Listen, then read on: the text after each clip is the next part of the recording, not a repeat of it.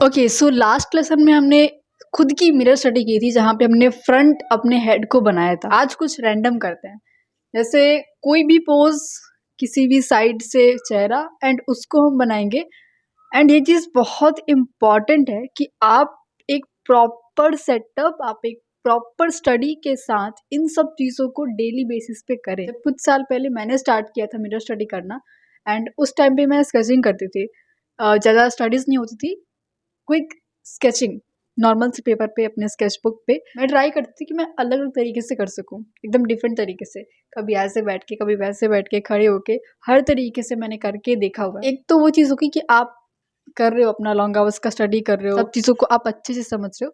लेकिन उसके साथ में एक और चीज़ ये भी है कि आप क्विक कितना कर रहे हो और कितने तरीके से, कितनी बार कर रहे हो। इसलिए जो आज का ये लेसन है, इसमें एक स्टडी को बहुत टाइम नहीं देंगे, एक स्टडी को कम टाइम देंगे और कुछ स्केचेस बनाएंगे खुद को ऐसे ही मिरर में देख के। एंड इस लेसन को देखने के बाद आप भी अपने ट्राई करिएगा खुद की इस तरीके से स्केचिंग करने का।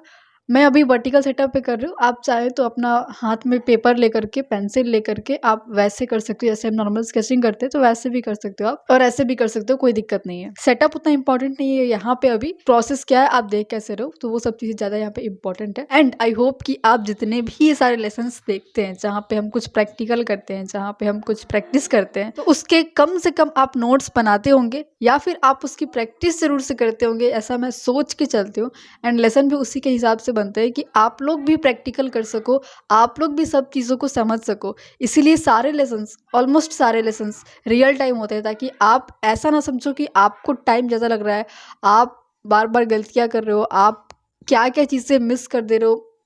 सब जितनी भी चीज़ें कवर होनी चाहिए, जितनी भी चीज़ें एक्चुअल में होती हैं प्रैक्टिस के टाइम, वो सारी चीज़ों को हम कवर करते हैं अपने हर एक सेशन में। तो अगर आप देखते हो सारे लेसन्स को, तो आई होप कि आप कम से कम नोट्स बनाते होंगे, आप कम से कम एक दो बार तो प्रैक्टिस करके देखते ही होंगे जो हमने लेसन में सीखा। किसी भी कलर का हार्ट आप कमेंट कर सकते हो, जो कि मुझे पता चल जाएगा कि आप देखते हो, तो आप करते भी हो, आप नोट्स भी बनाते हो। जो भी कलर का हार्ट आपको अच्छा लगता हो उसको आप कमेंट में कर सकते हो। तो स्टार्ट करते हैं आज का लेसन, जहाँ पे हम क्विकली बनाएंगे। देखो लास्ट लेसन में हमने हेड का किया था, तो ज़रूरी नहीं है कि आप खाली हेड का ही करो।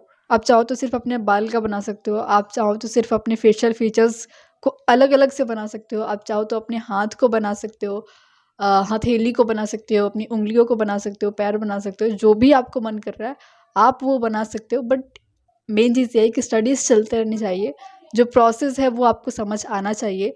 आप स्टिल लाइफ के साथ भी काम कर रहे हो, आप मॉडल्स के साथ भी काम कर रहे हो, आप खुद की भी स्टडीज़ कर रहे हो, क्विक कर रहे हो, जितनी तरीके से हो सकता है उतने तरीके से करके इसको निचोड़ के ख़त्म कर दो, ऐसा, ठीक है। और अगर आप इस तरीके से कर रहे हो तो फिर मज़ा आ जाएगा कुछ टाइम में, अभी नहीं आएगा लेकिन कुछ टाइम में मज़ा आ जाएगा। प्रैक्टिस अगर ऐसे ही रगड़ के होगी ना तो तुरंत रिजल्ट आएगा, उस टाइम से फिर मज़ा आएगा, और ज़्यादा प्रैक्टिस करने का मन करेगा, और ज़्यादा आपको बनाने का मन करेगा। एंड फिर यस, आप बाकी चीज़ों को भी और अच्छे से ट्राई भी कर सकते हो, और चीज़ें आप खुद से भी ट्राई कर सकते हो।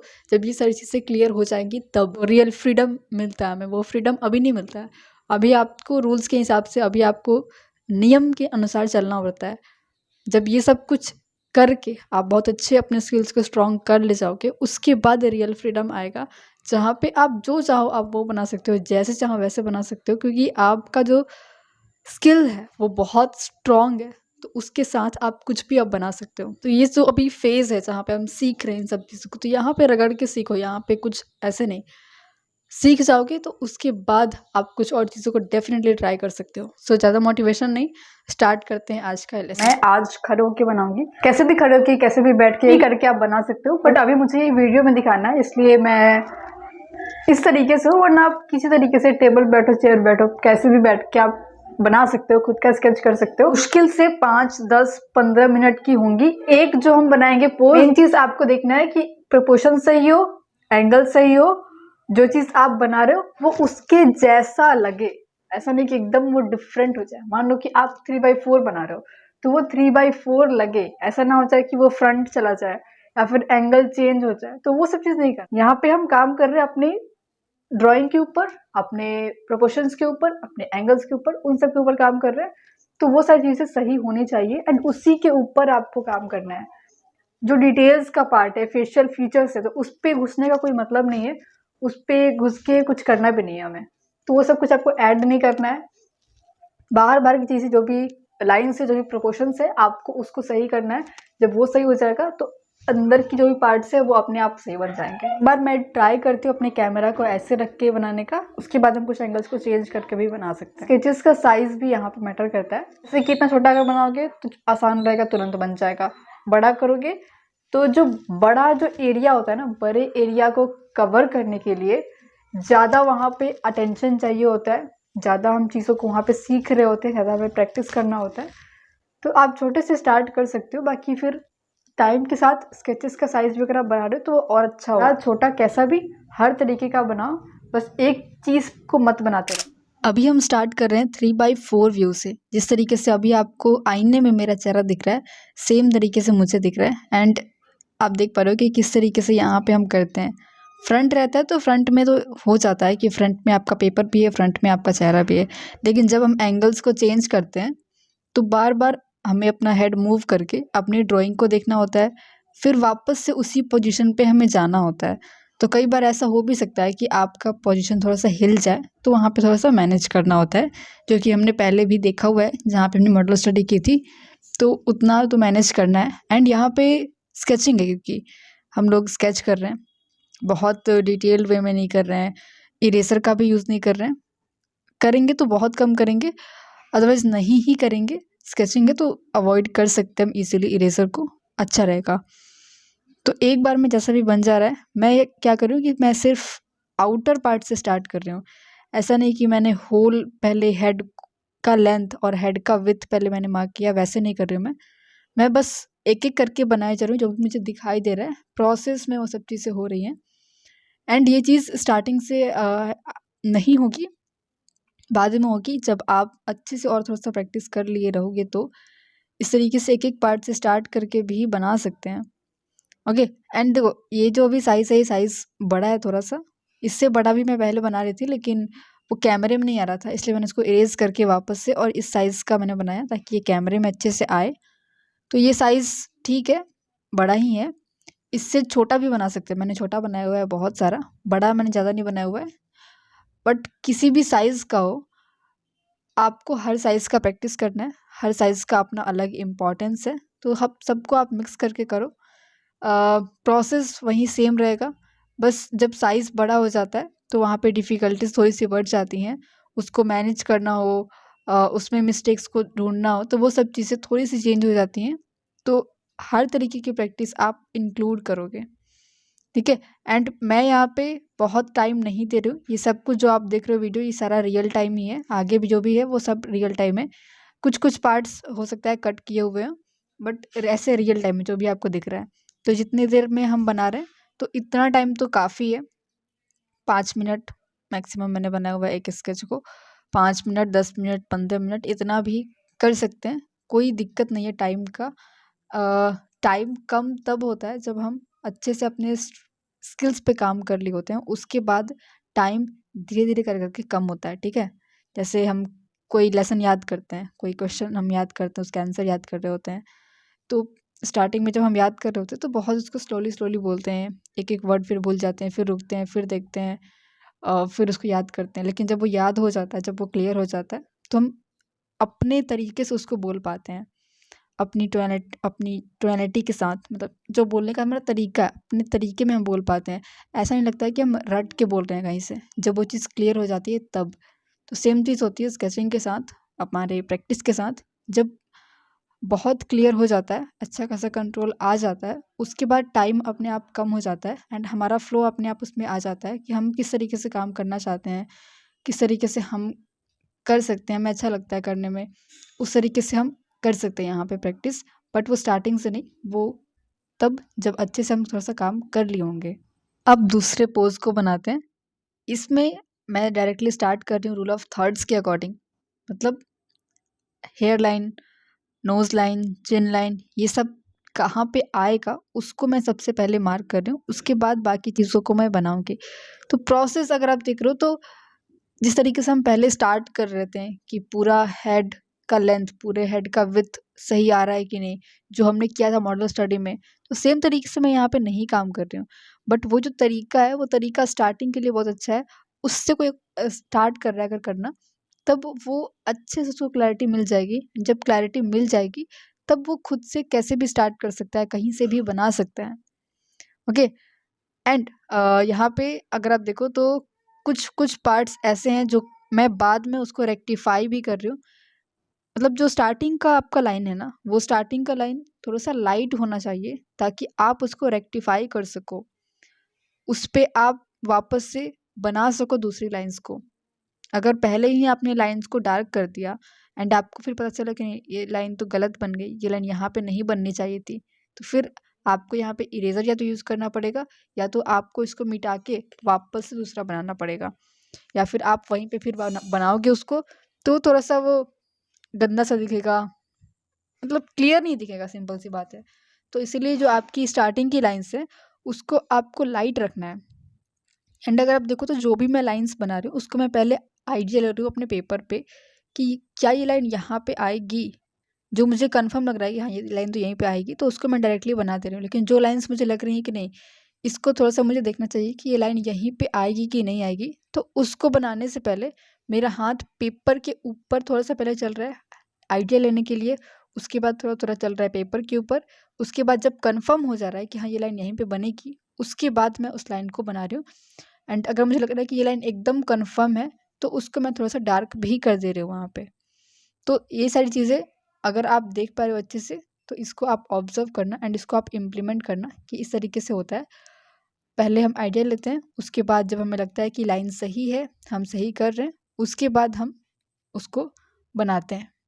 अब यहाँ पे मुझे लग रहा है कि ये गलत है, नीचे आना चाहिए थोड़ा सा, तो मैंने वहाँ पे थोड़ी सी डार्क लाइन्स को क्रिएट करके, और जो पहले की लाइन थी उसको मैंने ढक दिया, वो कम दिखाई दे रहा है। और अभी जो सही वाली लाइन है वो दिखाई दे रही है क्योंकि मैंने उसको डार्क कर दिया। तो अब वो डार्क मैं इसलिए कर पाई क्योंकि जो लाइन मेरा पहले का था वो लाइट था। ओके, तो यहाँ पे इरेज़र आपको ना यूज़ करना पड़े एंड आप फ्रीली स्केच कर सको, उसके लिए इम्पॉर्टेंट है कि आप पेंसिल पे जो कंट्रोल है आपका वो भी हो। इसीलिए स्टार्टिंग से जो चैप्टर्स हैं जहाँ पे हमने डेली अपनी लाइंस को इम्प्रूव करने के लिए प्रैक्टिस किया था, हमने स्टिल लाइफ पे काम किया था, फ्री हैंड पे काम किया था, प्रिंट आउट से काम किया था, स्केचिंग की थी हमने काफ़ी सारी, तो वो सारी चीज़ें जब रेगुलर आ रही हैं, होते होते आ रही हैं, तब ये सारी चीज़ें आसानी से कोई कर सकता है एंड फ्रीली अपनी तरीके से आसानी से कर सकता है, चीज़ों को समझ सकता है आसानी से, अगर कोई उन सब चीज़ों को फॉलो करते हुए आ रहा है तो। एक जो मैं कुछ लाइंस एक्स्ट्रा दे रही हूँ यहाँ पे, जैसे चिन के पास में है, यहाँ पे भी हम दे रहे हैं, तो ये सारी लाइंस आप नहीं दोगे तो कोई दिक्कत नहीं है, बस मुझे वो दिखा तो मैंने उसको दे दिया, वो उतना इम्पोर्टेंट नहीं है। इम्पॉर्टेंट है अभी सिर्फ बाहर की लाइंस जो कि आपको करनी है।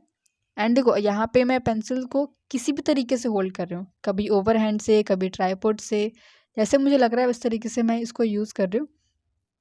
तो स्केच आप कर रहे हो तो उतना भी ध्यान नहीं देना है, प्रोसेस पे आपको ध्यान देना है, चीज़ें सही से वर्क कर रही हैं कि नहीं। फ्री होके जब आप काम करना स्टार्ट कर दोगे तो फिर जितना भी सब टेक्निकल चीज़ है वो थोड़ा सा कम होना स्टार्ट हो जाता है, क्योंकि आप कंफर्टेबल होना स्टार्ट कर देते हो अपने टूल के साथ, अपने प्रैक्टिस के साथ, तो वो सब चीज़ें हो जाती हैं, ठीक है। उसमें कोई उतना प्रॉब्लम नहीं है कि आपको इसी ग्रिप से बनाना है, आपको इसी ग्रिप से बनाना है, आपको पेंसिल को इतने दूर से ही पकड़ना है। वो सब आप बनाते रहोगे तो धीरे धीरे आपको समझ आने लगेगा एंड फिर सब चीज़ें सही हो जाएंगी, ठीक है। बहुत सारे लोग बहुत सारे सवाल पूछते हैं कि ये ऐसे करना है क्या, इसको ऐसे करना है क्या, ये ऐसे हो रहा है, वो ऐसे हो रहा है। तो उतने सारे सवाल पूछने से अच्छा है कि आप उसको स्टार्ट करोगे, आप सब चीज़ें ऑलमोस्ट आपकी क्लियर हो जाएंगी प्रोसेस के दौरान। थोड़ा सा टाइम देना पड़ता है तब जा करके सब चीज़ें क्लियर होती हैं। अगर आप पूछते ही रहोगे, कुछ करोगे नहीं, तो वो वैसे भी क्लियर नहीं होगा, आपको कभी वो क्लियर हो ही नहीं पाएगा कि इसको कैसे करना था, इसका क्या इम्पोर्टेंस है। अगर हम कुछ गलत कर रहे हैं तो उस गलत को करने से क्या होगा। जब हम किसी को बता रहे होते हैं कि नहीं ऐसे नहीं करना है, ये गलत है, ये सही है, तो जब तक आप उस गलत को कभी ट्राई नहीं किए रहोगे तो आप किसी को ये नहीं बता पाओगे कि ये गलत क्यों है, कैसे इम्पैक्ट होता है। उन सब चीज़ों को आप कभी उतना डीप वे में समझा नहीं पाओगे। तो ज़रूरी है कि आप मिस्टेक्स भी करो, आप अलग अलग चीज़ों को ट्राई भी करो, अलग अलग तरीके से भी करो। हर चीज़ को वहाँ पे पूछ के एकदम तुरंत से क्लियर करना ज़रूरी नहीं है। ओके, हमें क्या होता है कि हम कुछ अगर प्रॉब्लम होती है तो हम तुरंत किसी से पूछते हैं, उसको क्लियर करने की कोशिश करते हैं कि कोई तो कुछ बता दे कहीं से, तो ये तुरंत सॉल्व हो जाए। थोड़ा सा आप उसके साथ रुको, अपनी प्रॉब्लम के साथ रुको, उसको समझो, एक्सपीरियंस लो, उससे सीखो। एंड जब वो चीज़ आप समझ जाओगे तो आप उसको जब खुद से क्लियर कर पाओगे ना उस प्रॉब्लम को, तो वो सेटिस्फेक्शन अलग होगा। साथ ही आप किसी और को भी बहुत अच्छा उसके लिए गाइड कर पाओगे। ठीक है, ऐसी कुछ लाइन भी है, शायद मुझे याद नहीं आ रहा अभी। खैर, अभी दूसरा पोज, यहाँ पे थोड़ा सा आप आईने में मुझे देख भी पा रहे हो, मेरा चेहरा भी जिस तरीके से है, हल्का फुल्का चेहरा यहाँ पे मूव होता है, हल्का फुल्का, ज़्यादा नहीं। ये सारे रेफरेंस मैं यहाँ पे लगा देती, बट मैंने पिक्चर क्लिक नहीं किया था उस टाइम पे, तो इसलिए पिक्चर्स मैं नहीं लगा पाई कि किस तरीके से मेरा चेहरा है यहाँ पे। बट जिस तरीके से बना हुआ है तो आप लोग देख के समझ भी पा रहे होंगे। एंड जब आप लोग बनाओगे तो आप इसको और अच्छे से समझ पाओगे कि किस तरह के पोज को हमने इस तरीके से बनाया है। एंड ये चीज़ आप समझ तब पाओगे जब आप इसकी प्रैक्टिस करोगे। नॉर्मल है, कुछ नहीं है। एक पेपर लो, एक पेंसिल लो, इरेज़र नहीं लेना है, आईने के सामने बैठो, सिंपल, जैसे भी आपको सिंपल रखना, ठीक है, सिंपल रखना। ऐसा नहीं कि आप बहुत टेढ़ा मुँह कर दो, ऐसे कर दो, वैसे कर दो, तो सीधा रख के अच्छे से और आराम से सब चीज़ों को ध्यान में रखते हुए बनाना। एंड जितनी भी एक्स्ट्रा चीज़ें हैं उसको दिमाग से निकाल देना। जैसे कि मैंने कहा था आपको लास्ट वीडियो में भी कि हमने बहुत कुछ चीज़ें सीख ली होती है, बहुत चीज़ें हमने सुन ली होती है इधर उधर से कि ये ऐसे होता है, ये ऐसे होता है, इसको तो ऐसे होता है, ये वैसे होता है। और जब हम उतनी सारी चीज़ों के साथ कुछ काम को करना स्टार्ट करते हैं तो वो और गड़बड़ होना स्टार्ट हो जाता है, क्योंकि उसमें हम अपनी फिर नॉलेज घुसाना स्टार्ट कर देते हैं। जो सामने में दिख रहा होता है हमें सिंपल सा, उसको देखे बिना, उसको इग्नोर करके, जो हमारे माइंड में पहले से बड़ा पड़ा है, हम उसके बेस पे उसको बनाने की कोशिश करते हैं। एंड सब चीज़ जब मिक्स होकर खिचड़ी बन जाता है तो फिर खिचड़ी ही रह जाता है वो, फिर वो मतलब पुलाव नहीं बन पाता, वो खिचड़ी बन जाता है। ठीक है, तो जो पहले का आपके माइंड में क्या है उसको निकालो। ठीक है, सिंपल करो, सिंप्लीफाई करो, प्रोपोर्शंस देखो, एंगल देखो सही लग रहा है कि नहीं, लाइन की साइज़ देखो आप सही लग रहा है कि नहीं। आप एक चेहरे को बना रहे हो, ये आप सबसे पहले माइंड से निकाल दो। एक आप हेड को बना रहे हो, सामने में एक शेप है, एक एक एंगल है, एक लाइन है जिसको आपको बनाना है सेम टू सेम। बस उसको सोच के आप जब बनाना स्टार्ट करोगे तो बहुत ईज़ी हो जाएगा, बहुत आसानी से आप इसको बना पाओगे। ठीक है, एंड ये बहुत इंपॉर्टेंट है कि आप उस तरीके से करो। एंड मैंने इस तरीके से काफ़ी करा हुआ है। इसको स्केच किए मुझे काफ़ी टाइम हो गया, मिरर स्केचिंग किए। पहले मैं बहुत करती थी, लेकिन ऑनेस्टली अब बहुत टाइम हो गया मुझे किए हुए। तो उस तरीके से मैं अभी कुछ ट्राई कर रही थी अपना, कि मैं अपना कुछ एंगल चेंज करके भी अब बनाऊँ जिस तरीके से पहले बनाते थे। बट अभी मेरा ये ईज़ल पे सेटअप है, एंड उस टाइम पे मैं अपने हाथ में लेकर के बनाती थी, तो हाथ में लेके आप बनाओगे ना तो थोड़ा सा ईज़ी रहेगा देखना, क्योंकि आप कहीं से भी कैसे भी मूव करके बना सकते हो। ईज़ल पे है तो सामने है, सीधा है, ऐसे है, वैसे है। थोड़ा-सा मुझे लगा कि हाँ, थोड़ा-सा दिक्कत तो होता है ईज़ल पे। बट स्टडीज़ के लिए ये ईज़ल रिकमेंडेड है कि स्टडीज़ के लिए आप इस तरीके से अपना सेटअप रखो। स्केचिंग के लिए अवॉइड भी कर सकते हो। तो मैं इस सेटअप में ट्राई कर रही थी उस तरीके से करने का। उतना सही से हो नहीं पा रहा था क्योंकि मेरा हेड ऐसे था, बीच में ईज़ल आ रहा था, बीच में ट्राइपॉड आ रहा था। बट मैंने ट्राई किया कि चलो करके देखते हैं ऐसा कुछ, तो ऑलमोस्ट हो गया। बट पहले जिस तरीके से होता था तो वो ज़्यादा मज़ा आता था मुझे करने में। एंड हो सकता है कि आप में से भी बहुत सारे लोग इस स्टेज पे अभी होंगे कि बहुत ज़्यादा आप लोग प्रैक्टिस कर रहे होंगे। तो अभी अच्छे से आप प्रैक्टिस करो, जितना हो सकता है उतना अच्छे से आप प्रैक्टिस करो, क्योंकि फिर बाद में हो सकता है कि आपको टाइम ना मिले, बाद में हो सकता है कि अभी जो टाइम है वो दोबारा नहीं आएगा। ओके, अभी जिनके पास टाइम है कि वो अच्छे से प्रैक्टिस कर पा रहे, बहुत फोकस्ड है अपने काम पे, अपने प्रैक्टिस पे, तो आप चिल मत करना, अभी रिलैक्स मत करना, बैलेंस वगैरह सब आप भूल जाओ। अच्छे से आप प्रैक्टिस करो, बस अपने स्किल्स को स्ट्रॉन्ग कर लो। उसके बाद आप पता नहीं फिर आप कर पाओगे कि नहीं कर पाओगे, क्या होगा।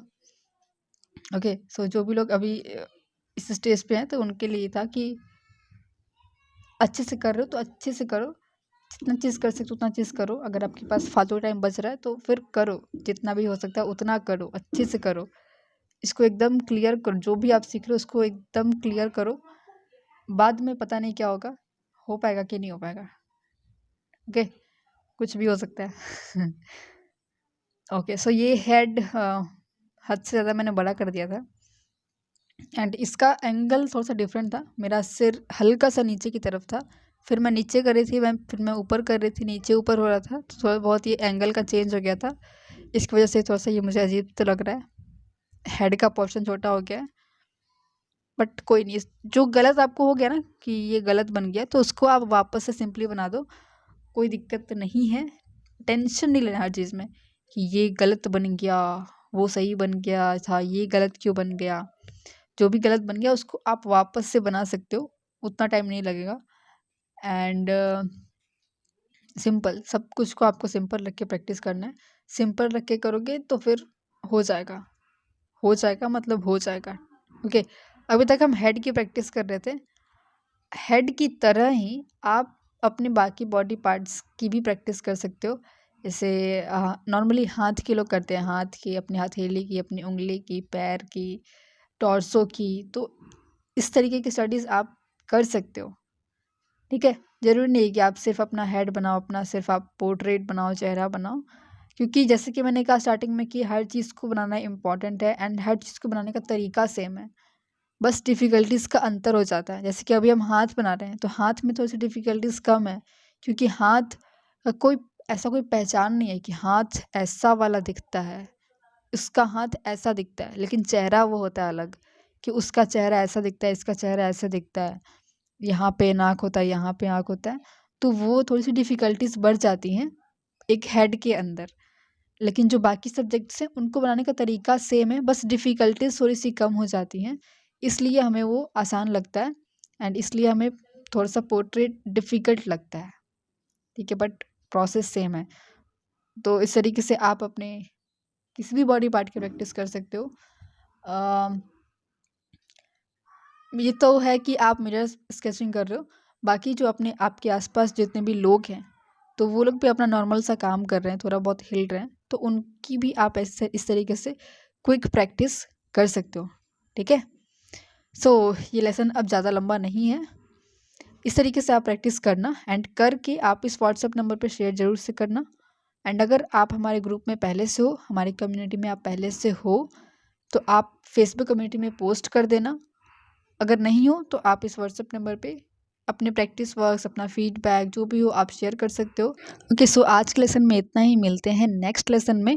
अगर आप इस लेसन को अभी तक देख रहे हो देन प्लीज़ टाइप मी, अगर आप इस लेसन को अभी तक देख रहे हो, ताकि मुझे पता चले कि कुछ लोग तो हैं जो लास्ट तक देखते हैं, उतना तो पेशेंस है उनमें कि वो लास्ट तक लेसन को सह जाते हैं। ओके, एंड कुछ और टॉपिक्स पे आप चाहते हो लेसन्स इस तरीके के स्टडीज़ पे, तो आप कमेंट्स से बताना, उस पे हो सकता है कि हम आगे लेसन्स लाएँ। एंड यस, इसके नोट्स बनाना, इसकी प्रैक्टिस करना, जो भी आपका फीडबैक होगा आप कमेंट में कर देना एंड जो भी आप चाहते हो कि आगे वीडियोस आएँ उसको आप बताना। मिलते हैं नेक्स्ट लेसन में।